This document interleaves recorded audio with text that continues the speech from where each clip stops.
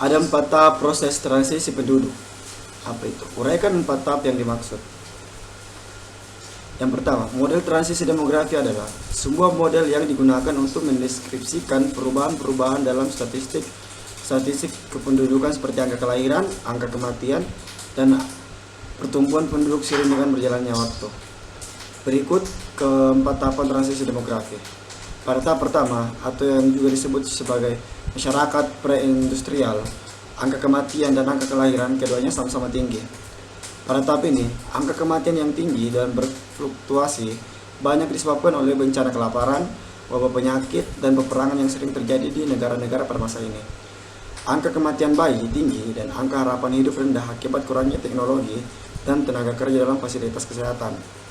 Pada tahap kedua, atau yang biasa juga disebut masyarakat early industrial, angka kematian pada masyarakat menurun secara signifikan, sedangkan angka kelahiran masih tetap tinggi. Laju perubahan alam meningkat hingga puncaknya pada akhir tahap ini. Kematian bayi turun dan harapan hidup meningkat. Pada tahap ketiga, angka kelahiran mulai menurun, menyusul angka kematian. Hal ini disebabkan oleh perubahan nilai-nilai yang ada di masyarakat.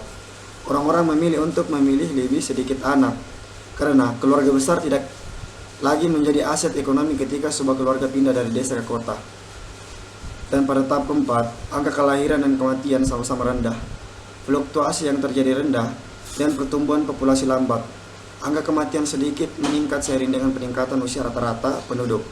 Namun, harapan hidup masih meningkat karena angka kematian berdasarkan usia terus menurun. Kebanyakan negara-negara Eropa saat ini berada pada tahapan transisi demografi keempat.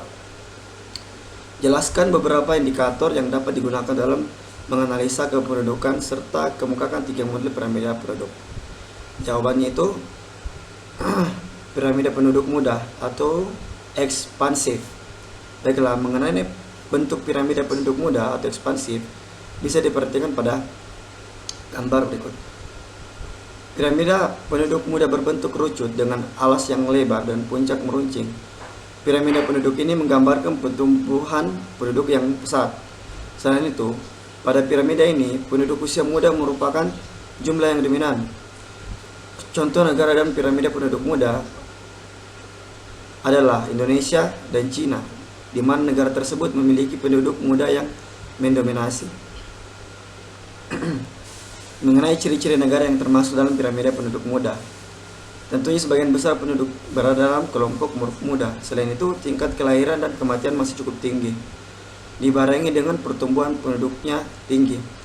Piramida penduduk dewasa atau stasioner. Piramida ini menggambarkan negara atau daerah dengan pertumbuhan penduduk yang stabil.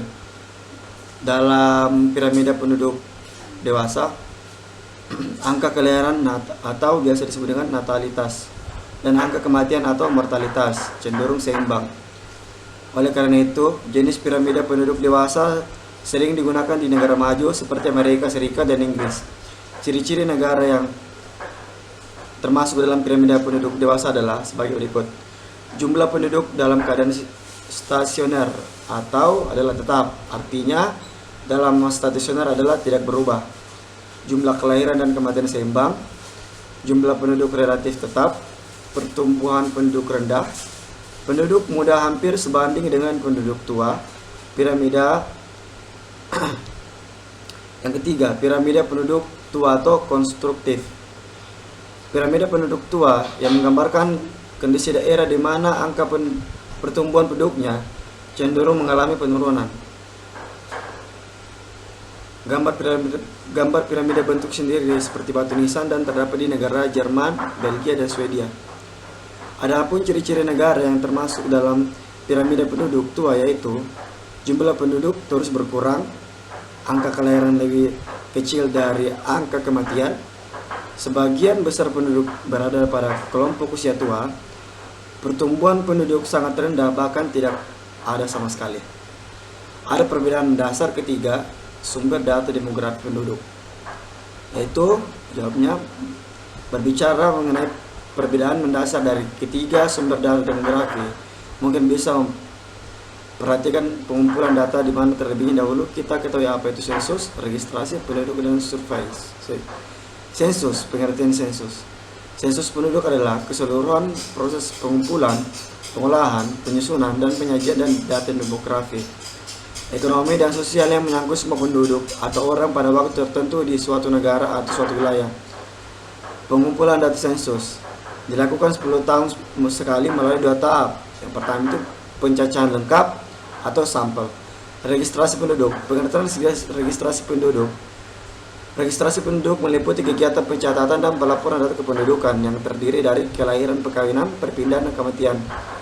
Pengumpulan data registrasi penduduk meliputi perkawinan dan penceraian, statistik vital, kelahiran, migrasi. Survei. Pengertian survei. Metode survei adalah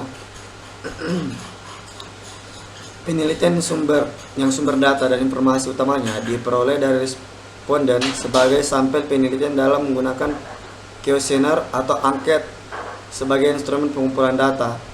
Pada umumnya, sampel yang digunakan sebagai unit analisis adalah individu.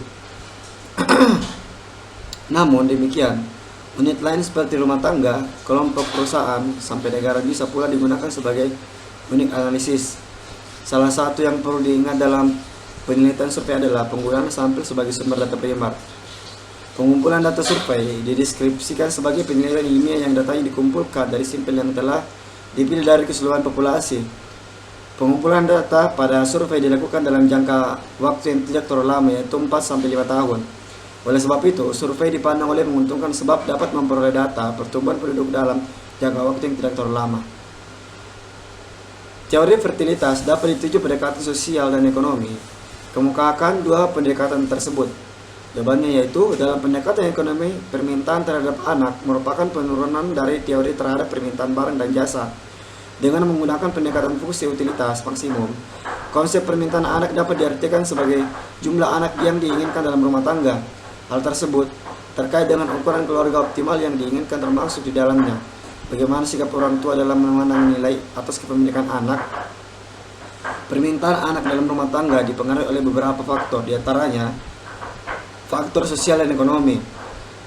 Kagitibasi dalam faktor diantaranya Kagitibasi dalam Sofyardi dan Helme dalam 2013 menyatakan setidaknya ada 6 alasan mengapa orang menginginkan anak, yaitu dari sisi ekonomi, anak dipandang sebagai tenaga kerja, penyumbang pendapatan bagi keluarga. Dari sisi kepentingan hari tua, anak dipandang dapat memberikan jaminan keamanan dan perlindungannya di hari tua. Dari sisi psikologis, anak sebagai mitra jiwa dan kasih sayang.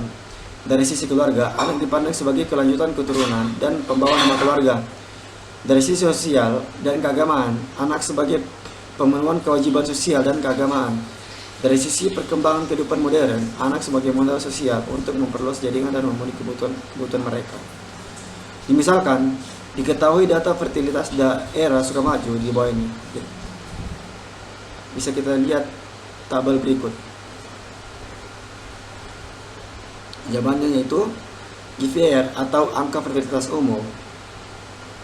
Ini adalah jawaban dari tabel tersebut. GVR sama dengan L kali 1000.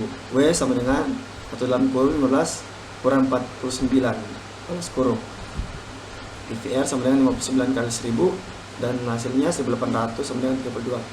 Hasil di atas menunjukkan bahwa dari 1800 wanita berumur 15 sampai 49 tahun terdapat melahirkan sebanyak 39 bayi. Di dalam analisis mortalitas dikenal istilah standarisasi. Jelaskan yang dimaksud dan macam-macam standarisasi tersebut. Jawabannya yaitu, menurut Rothman 2002, standarisasi adalah sebuah metode untuk menggabungkan angka rata-rata kategori spesifik ke dalam nilai kesimpulan dengan mengambil rata-rata yang telah ditakar.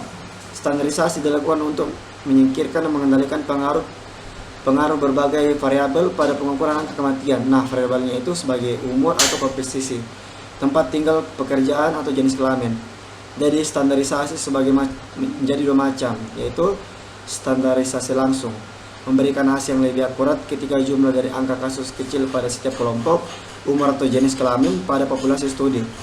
Metode langsung bisa digunakan untuk menghitung angka rata-rata yang standarisasi, seperti rata-rata tekanan darah yang disesuaikan dengan umur dan jenis kelamin pada kelompok-kelompok pekerjaan yang berbeda. Pada standarisasi langsung, angka rata-rata spesifik umur atau